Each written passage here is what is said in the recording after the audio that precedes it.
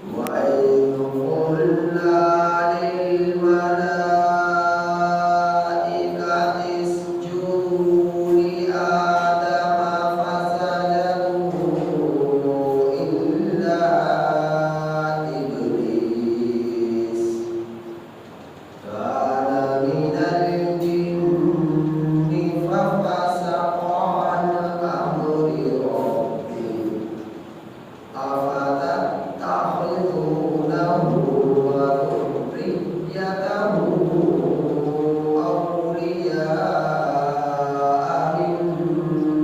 دُونِي وَهُمْ لَكُمْ عَدُوٌّ بِئْسَ لِلظَّالِمِينَ بَدَلًا مَا أَشْهَدتُّهُمْ خَلْقَ السَّمَاوَاتِ وَالْأَرْضِ وَلَا خَلْقَ أَنفُسِهِمْ وَمَا كُنتُ مُتَّخِذَ الْمُضِلِّينَ عَضُدًا وَيَوْمَ يَقُولُ نَادُوا شُرَكَائِيَ الَّذِينَ زَعَمْتُمْ فَدَعَوْهُمْ فَلَمْ يَسْتَجِيبُوا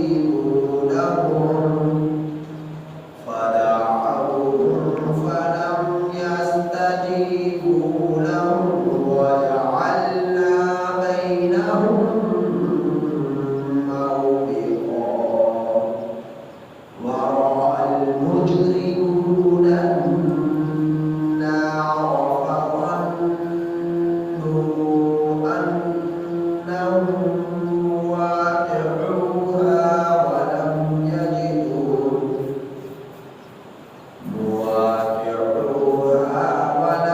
يَجِدُوا عَنْهَا مَصْرِفًا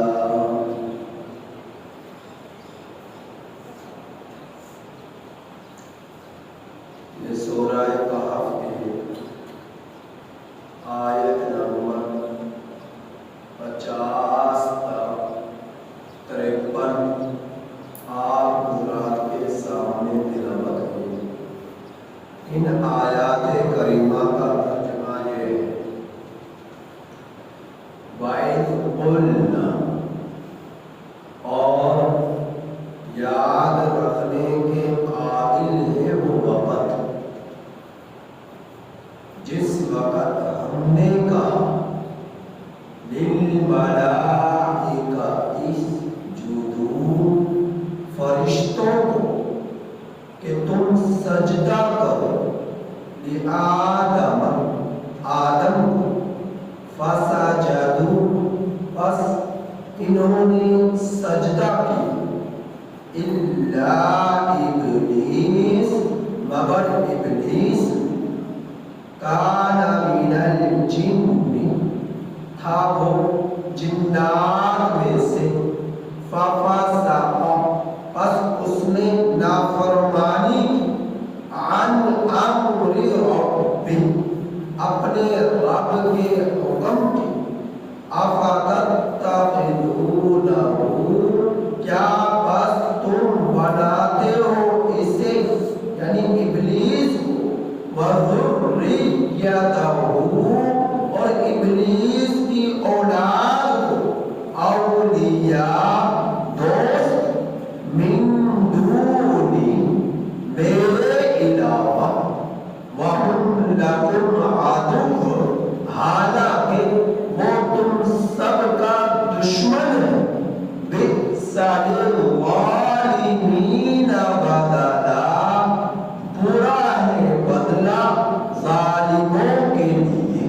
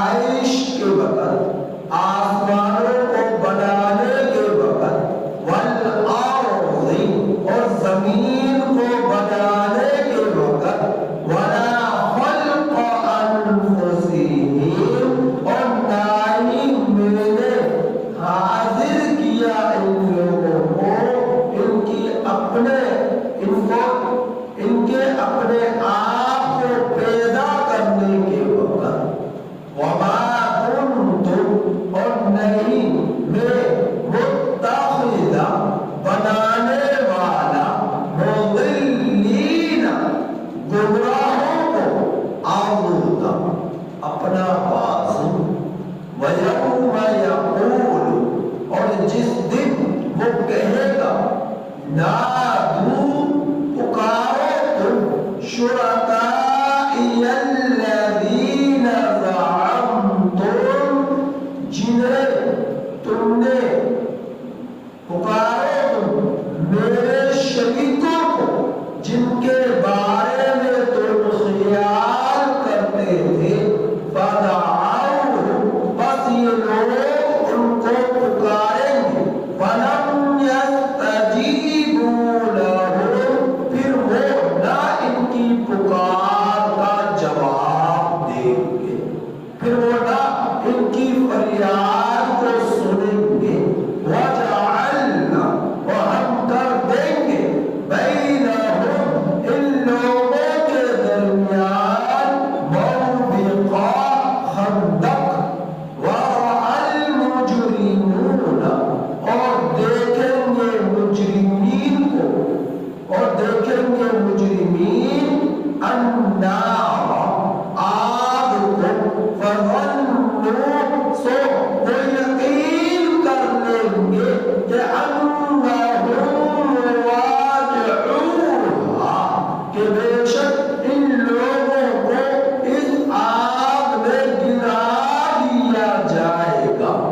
وَلَمْ يَجِدُوا عَنْهَا مَصْرِفًا اور وہ اس آگ سے پھرنے کی کوئی جگہ نہ پائیں گے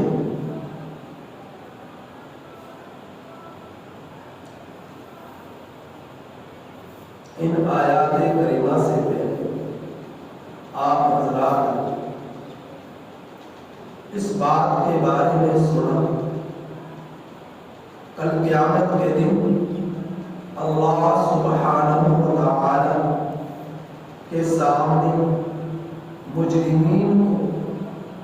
صف در صف پیش کیا جائے گا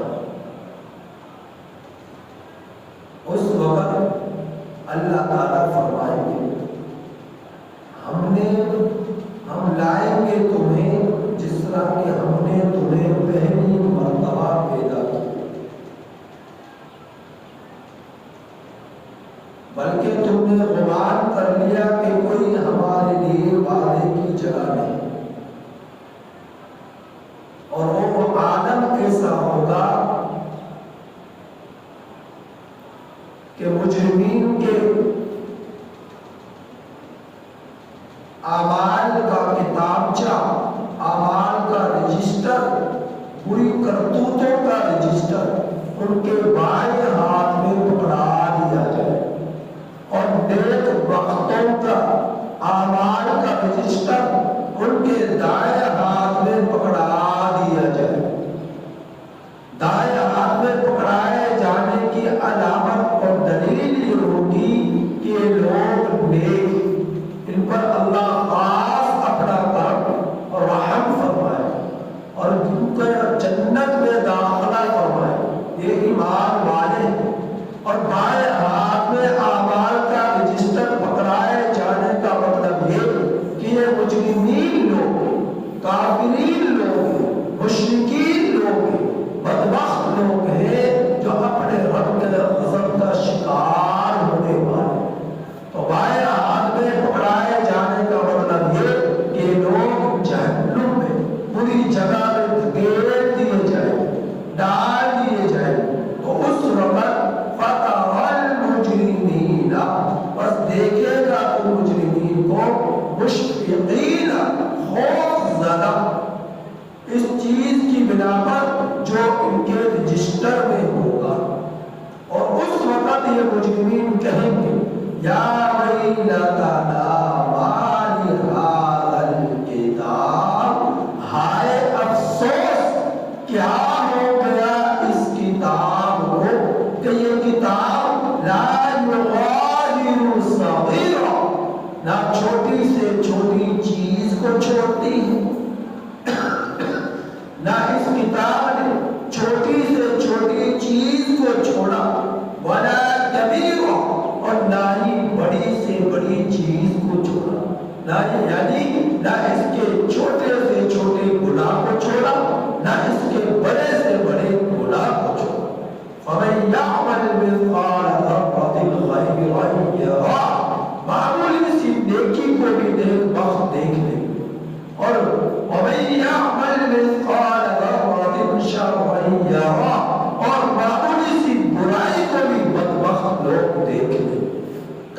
قیامت کے دن اللہ ان مجرمین کے سامنے اور نیک بختوں کے سامنے ان کی زندگی بھر کی کمائی نیکیوں کی یا برائی کی اللہ پاک ان کی آنکھوں کے سامنے پیش کر دیں گے۔ وَوَجَدُوا مَا عَمِلُوا حَاضِرًا،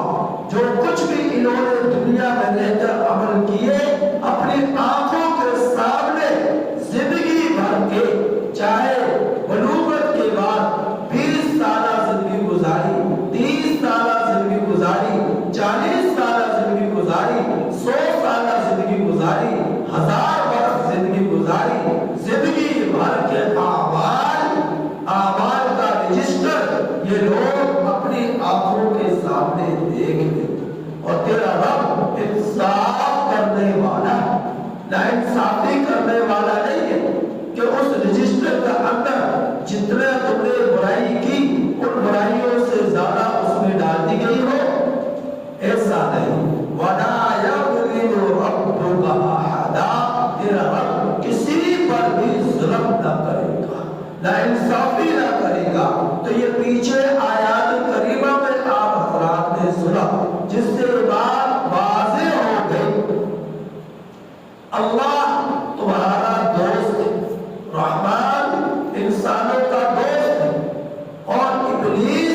انسانوں کا دشمن ہے۔ إِلَّا الشَّيْطَانَ لَكُمْ عَدُوٌّ مُبِينٌ، اللہ فرما رہا ہے ابلیس تمہارا کھلا دشمن ہے۔ ابلیس تمہارا کھلا دشمن ہے۔ کہ کیوں دشمن ہے؟ اس کے کام چیک کرو، اس ابلیس کے کام چیک کرو۔ جس وقت عالم ارواح میں تمہارے رب نے فرشتوں کو حکم دیا کہ آدم علیہ السلام کو سجدہ کرو،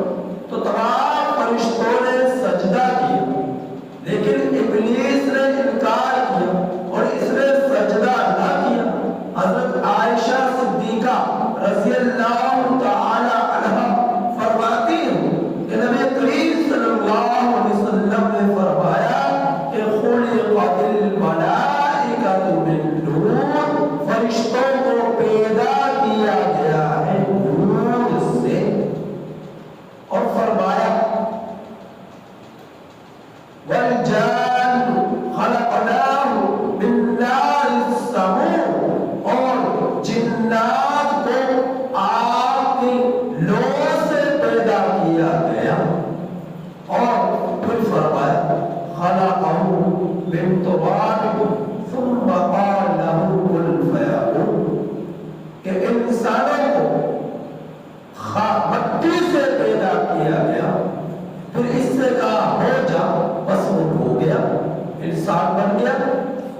مٹی سے اسے پیدا کیا گیا۔ تو معلوم یہ ہوا فرشتے جو ہیں یہ اللہ سبحانہ و تعالی کی نوری مخلوق ہے۔ معلوم یہ ہوا جنات جو ہیں یہ اللہ سبحانہ و تعالی کی ناری مخلوق ہے۔ معلوم یہ ہوا انسان جو ہے یہ اللہ سبحانہ و تعالی کی خاکی مخلوق ہے، یعنی فرشتے نوری مخلوق ہوئے اور جنات ناری مخلوق ہوئے اور انسان خاکی مخلوق ہوئی۔ تو یہ اللہ رب العزت کی جو مخلوق ہے فرشتوں کی، یہ اللہ رب العزت کی وہ صفت جو اللہ تعالیٰ کی قدیمی صفت ہے، جس کا تعلق اللہ رب العزت کی ذات کے ساتھ ہے، اور یہ نوری صفت وہ والی صفت نہیں۔ اللہ رب العزت کی وہ صفت نور کی وہ تو ابدی ہے، وہ تو ازلی ہے، تو یہ تو وہ صفت نہیں جس طرح اللہ رب العزت کی مخلوق آسمان ہے، جس طرح اللہ کی مخلوق جو ہے زمین ہے، جس طرح اللہ رب العزت کی مخلوق سورج ہے، چاند ہے، ستارے ہیں، سیارے ہیں،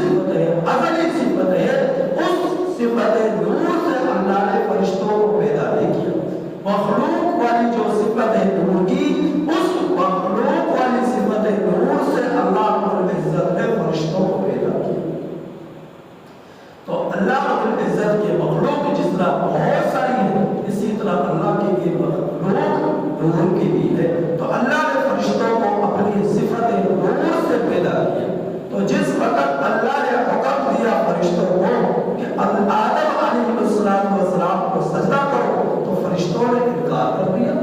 سجدہ نہ کیا، اور ابلیس نے انکار کر دیا. اب سوال یہ پیدا ہوتا ہے جب اللہ نے فرشتوں کو پیدا کی حکم دیا سجدہ کرنے کا تو فرشتوں نے سجدہ کیا، تو آدم جو ہے ابلیس کو تو اللہ رب العزت نے حکم نہیں دیا سجدہ کرنے کا.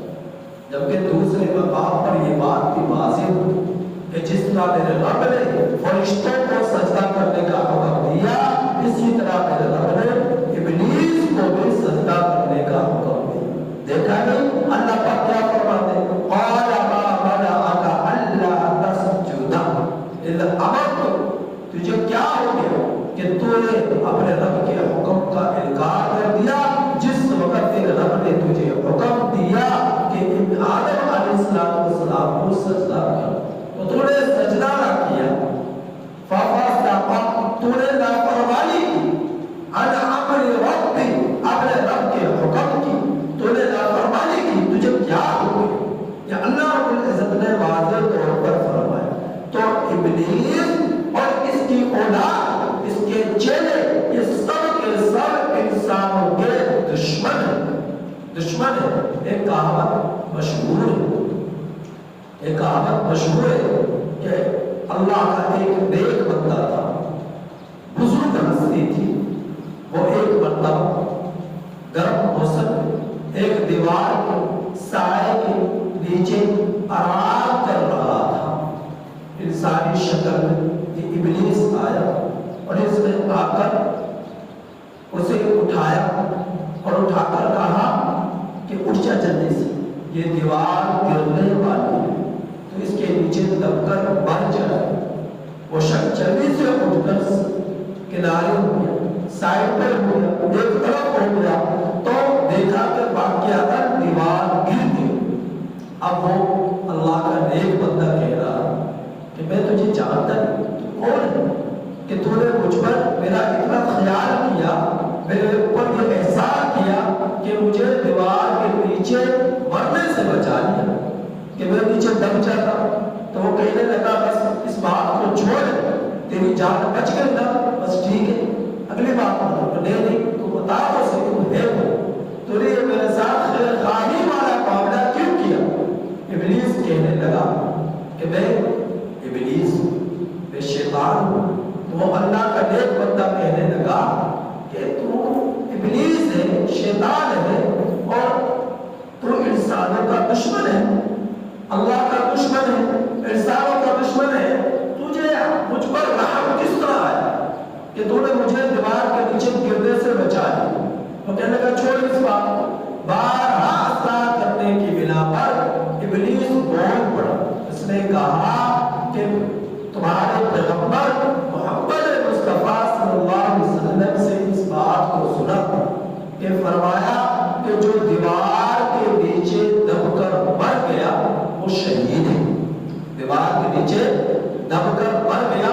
دیوار گری اور اس کے نیچے دب کر مر گیا تو وہ شہید ہے. تو میں نے تجھے اس لیے بچایا کہ کہیں شہادت کے مرتبے پر تو قائم نہ ہو جائے، تجھے یہ مقام نہ مل جائے. تو میری تیرے ساتھ کوئی خیر خواہی نہیں، کوئی ہمدردی نہیں ہے. جس طرح تم نے سمجھا ہے مجھے اپنا دشمن، واقعتاً میں تیرا دشمن ہوں. میں مجھے کوئی تجھ سے ہمدردی نہیں کہ میں نہیں چاہتا کہ تو دیوار کے نیچے گر کر، دیوار کے نیچے دب کر مر جائے اور شہادت کے مرتبے پر تو قائم ہو جائے. مجھے اس بات کو مجھے گوارا نہ ہو، تو اس لیے میں نے تجھے بچایا کہ تو شہید نہ ہو جائے، تو شہید نہ ہو جائے، اس لیے میں نے تجھے بچایا. تو دیکھیں ابلیس ہم انسانوں کا کبھی خیر خواہ اور محسن بن ہی نہیں سکتا. یہ اللہ کا دشمن، اور جو اللہ کے دشمن کو اپنا دشمن سمجھے وہ اللہ کا دوست ہے، اور جو اللہ کے دشمن کو اپنا دوست سمجھے وہ اللہ کا دوست نہیں ہے. وہ رحمان کا، وہ اللہ کا سبحانہ و تعالیٰ کا بھی دوست نہیں، اور انسان بھی اللہ کا دشمن ہے. اور اللہ کے ساتھ دشمنی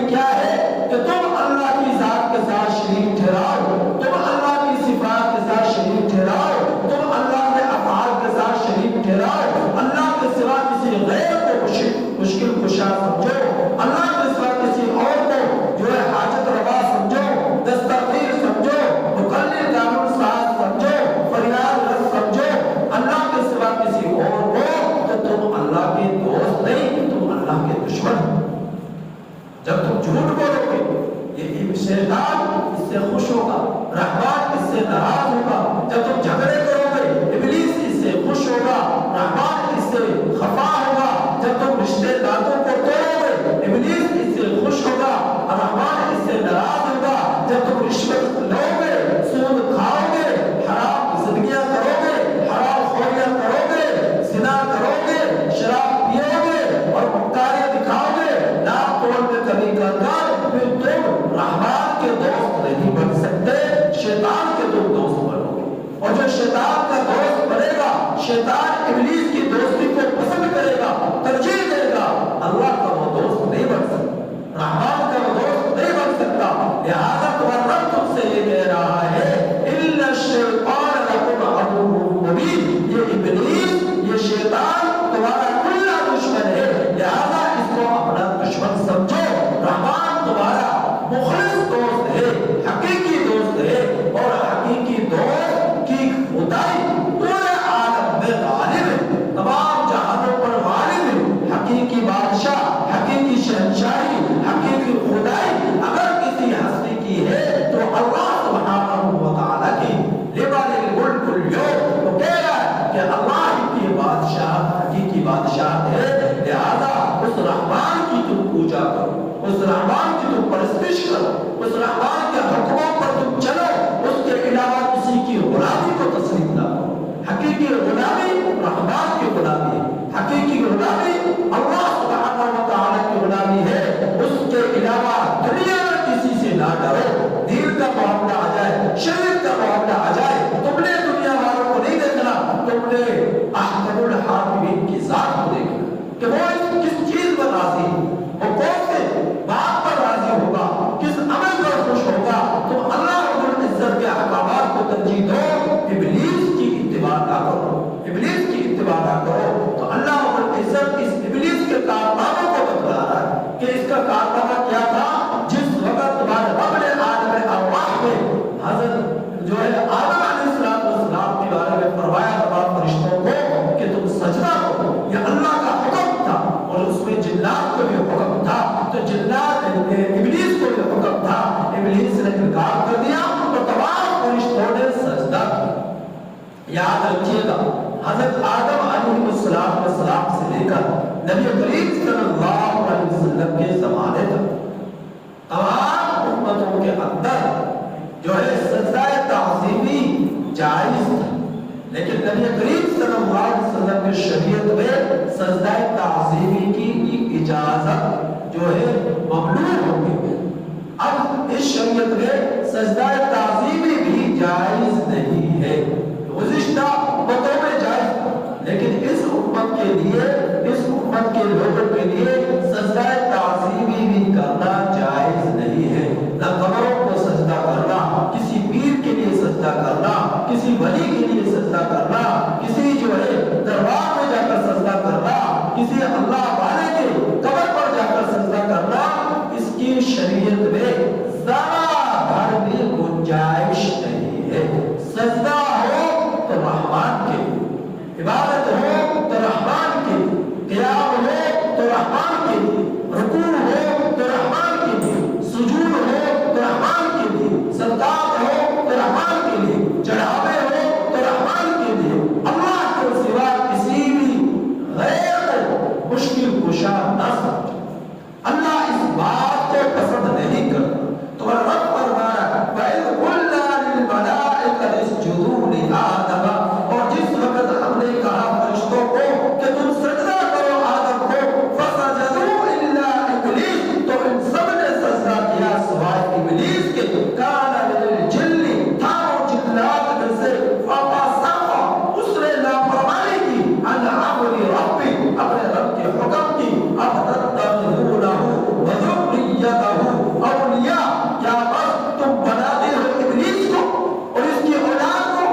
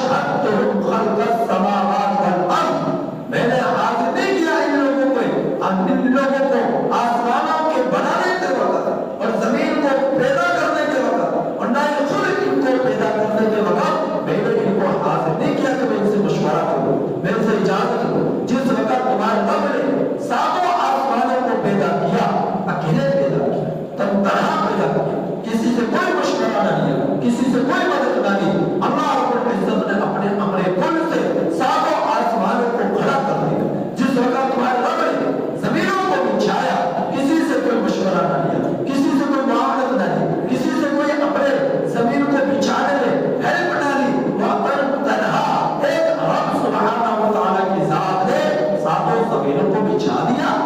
سمندروں کو بہا دیا، ہواؤں کو اڑا دیا اور زمین کو بچھا دیا، سورج کو چلا دیا، چاند ستاروں کو چمک دمک پیدا کر دی۔ اکیلے اس رب نے انسانوں کو پیدا کر دیا، اکیلے اس رب نے جنات کو پیدا کر دیا، اکیلے اس رب نے فرشتوں کو پیدا کر دیا، اکیلے اس رب نے اس سارے مخلوقات کو پیدا کرنے میں تمہارے رب نے کسی کی ہیلپ نہ لی، کسی سے مشورہ نہ لیا، کسی سے کوئی معاونت نہ لی، اکیلے تنہا ان ساتوں زمینوں کو، ساتوں آسمانوں کو، مشرق مغرب کو، شمال جنوب کو، آسمانوں زمینوں کو، سورج ستارے سیاروں کو، انسانوں جنات فرشتوں کو اکیلے تمہارے رب نے پیدا کیا، اور پیدا کرنے میں کسی کو شریک نہ کیا، کسی کو شریک نہ کیا۔ تو اتنی بڑی اتنی عظیم ہستی اسے چھوڑ کر میں انسان، تم انسان، جنات کسی اور کی پرستش کرے، کسی اور کی عبادت کرے،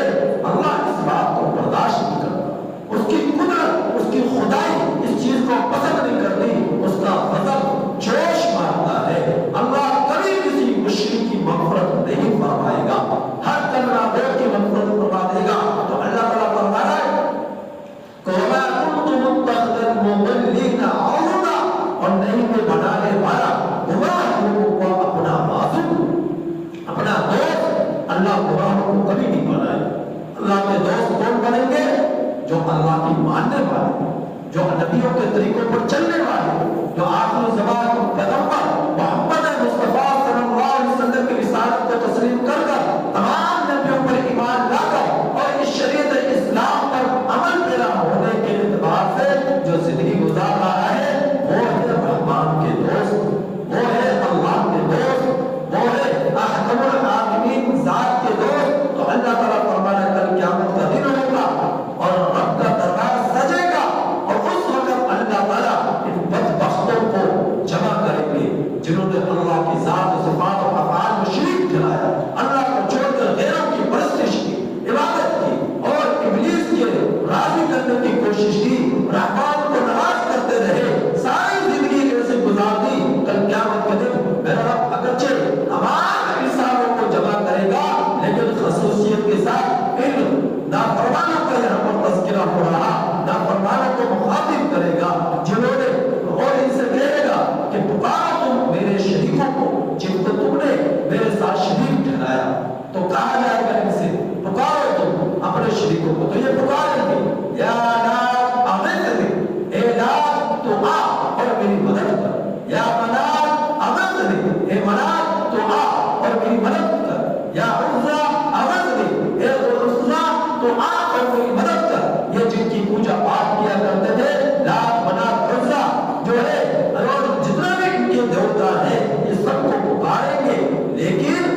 کوئی ان کی پکار کو نہ سنے گا، کوئی ان کے پکار کا جواب نہ دے سکے گا۔ میرا رب اس عالم، اس کیفیت کا ذکر فرما رہے وَيَوْمَ يَقُولُ نَادُوا شُرَكَائِيَ الَّذِينَ زَعَمْتُمْ، اور جس دن کہے گی وہ ذات کہ پکارو تم میرے شریکوں کو جن کے بارے میں تم خیال کرتے تھے، فَدَعَوْا، پکارو تم ان کو، فَلَمْ يَسْتَجِيبُوا لَهُمْ، بس وہ فَدَعَوْا پکاریں گے ان کو، اور ان کی پکار کو وہ نہ جواب دے سکیں گے، نہ ان کی پکار کو وہ سن سکیں گے، نہ ان کی فریاد کو وہ قبول کر سکیں گے۔ وَجَعَلْنَا بَيْنَهُمْ مَوْبِقًا، اور ہم کر دیں گے ان لوگوں کے درمیان، ان بدبختوں کے درمیان، ان جہنمیوں کے درمیان، اس رحمان کے دشمنوں کے درمیان موبقا، ایک خندق، آگ کی خندق حائل ہو جائے گی، اور ان لوگوں کو جہنم میں پھینک دیا جائے گا، ان کی پیشانیوں سے پکڑ کر، ان کے ہاتھوں کو جکڑ کر، ان کے قدموں میں، ان کے پاؤں میں بیڑیاں ڈال کر، ان کے گردنوں میں توپ ڈال کر جہنم کے اندر ان کو پھینک دیا جائے گا۔ جس طرح ایک کسائی ایک بکرے کے ہاتھ پاؤں باندھ کر اس کو ذبح کرتے ہیں، تو اس طرح ان کے ہاتھ پاؤں باندھ کر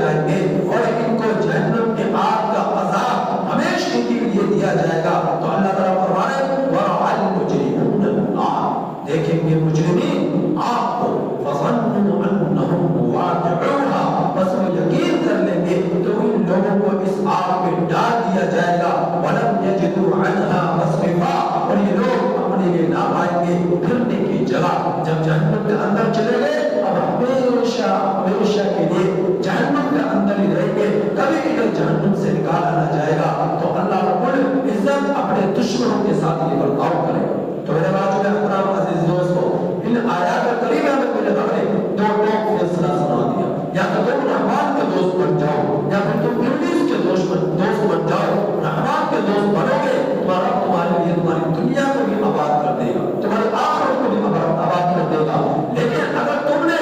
دوسرا راستہ چنا ابلیس کا، شیطان کا، پھر یاد رکھو تمہاری دنیا بھی برباد ہوگی، تمہاری آخرت بھی برباد ہوگی، تمہارا دوست یہ تمہارے کبھی بھی کام نہ آئیں گے۔ حقیقت میں یہ تمہارے دشمن ہیں جنہیں تم اپنا دوست سمجھ رہے ہو۔ اور رحمان کے دوست بننے کی نشانی کیا ہے کہ تم رحمان کی مان کر زندگی گزارو۔ اور رحمان کی مانی کس طرح جائے گی؟ نبیوں کے طریقوں پر چل کر،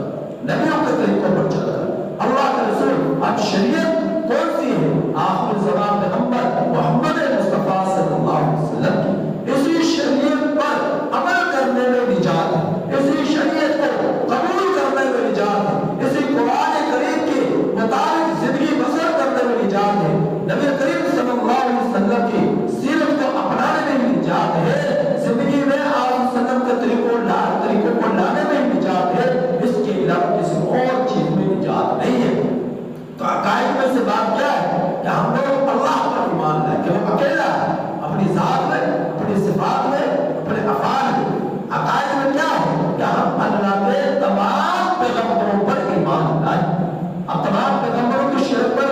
تو عمل نہیں کیا جا سکتا، عمل کیا جائے گا نبی کریم صلی اللہ علیہ وسلم کی شریعت پر، لیکن ایمان تمام نبیوں پر لایا جائے گا کہ تمام کے تمام پیغمبر 1,24,000 کم و بیش سب برحق اللہ رب العزت کے پیغمبر تھے، اللہ رب العزت کے پیغمبر تھے۔ وہ تمام نبیوں کو اللہ کا نبی تسلیم کرنا، ان پر ایمان لانا اور نبی کریم صلی اللہ علیہ وسلم کی شریعت کے مطابق زندگی بسر کرنا، اس چیز میں نجات۔ پھر اللہ کے فرشتوں پر ایمان، اللہ کی کتابوں پر ایمان، اچھی بری تقدیر پر ایمان لانا، بعثت بعد الموت پر ایمان لانا، یہ عقائد میں سے ہے۔ پھر اللہ کے کلام پر، قرآن مجید پر ایمان لانا، پھر اللہ کے نبی کی حدیث پر ایمان لانا، حدیثوں کا انکار نہ کرنا، قرآن کریم کا انکار نہ کرنا، اور نبی کریم صلی اللہ علیہ وسلم کو آخری نبی تسلیم کرنا کہ آپ صلی اللہ علیہ وسلم آخری نبی ہیں اور آپ کے بعد کوئی نبی پیدا نہیں ہوگا۔ تو آپ تب ہے پکے مومن۔ اگر ان عقائد میں سے کسی ایک عقیدے کا بھی انکار کر دیا تو پھر آپ اپنے ایمان سے ہاتھ بیٹھے، اور ایمان لانا میں ہی نجات ہے۔ اگر ایمان سے منکر ہو گئے تو پھر نجات نہیں ہے۔ لہذا شیطان تمہیں راستہ دکھلائے گا جھوٹ کا، شیطان تمہیں راستہ دکھلائے گا مگر فریب کا، دجل کا، مکاریوں کا، قطع تعلقی کا، نفرتوں کا، رشوت کا، سود کا، جھوٹ کا، اور جو ہے لڑائی جھگڑوں کا، نام توڑ میں کمی کا، اور اعلیٰ چیز دکھا کر گھٹیا چیز دینے کا، جتنے بھی بڑے کام ہیں وہ تمام کاموں کا راستہ تمہیں ابلیس دکھائے گا۔ لہٰذا تم کبھی ابلیس کی نہ مانو۔ رحمان تمہیں ان تمام کاموں سے روک رہا ہے کہ تم نے ابلیس کے بتلائے ہوئے کسی بھی کام پر عمل نہیں کرنا، کسی بھی راستے پر نہیں چلنا۔ اگر تم نے ایسا کر لیا تو تم رحمان کو ناراض کر بیٹھو اور ابلیس کو خوش کر بیٹھو، اور رحمان کو ناراض کر بیٹھو، اور جس نے رحمان کو ناراض کر دیا ہمیشہ کے لیے برباد ہو جائے گا، وہ ہمیشہ کے لیے برباد ہے۔ تو دنیا میں اور آخرت میں کام آنے والی صرف ایک ہی ہستی ہے اور وہ ہے رحمان کی۔ لہٰذا تم اللہ کو خوش کرنے کی کوشش کرو، ابلیس کو خوش کرنے کی کوشش نہ کرو۔ اللہ پاک سے دعا ہے کہ اللہ تعالیٰ ہمیں ان آیات